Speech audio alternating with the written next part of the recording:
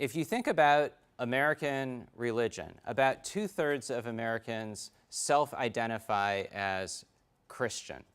That doesn't necessarily mean they go to church or believe in all of the doctrines of Christianity, but if you ask Americans, what's your religion? About 2 out of 3 will say Christian.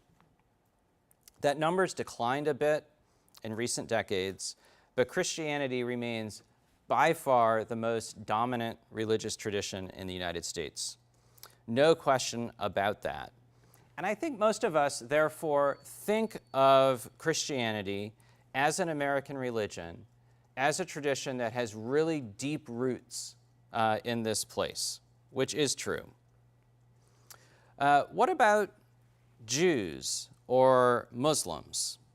If you ask Americans to identify their religion, apparently about 1.5% will say Jewish.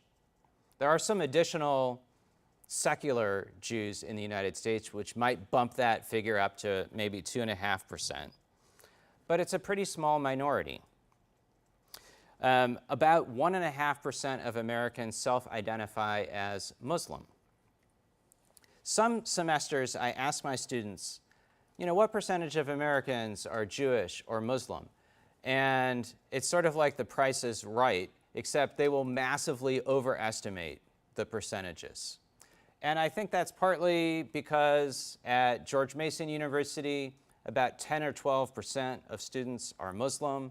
Our area in general has a tremendous amount of religious diversity. But Jews and Muslims are pretty tiny slivers of the American population.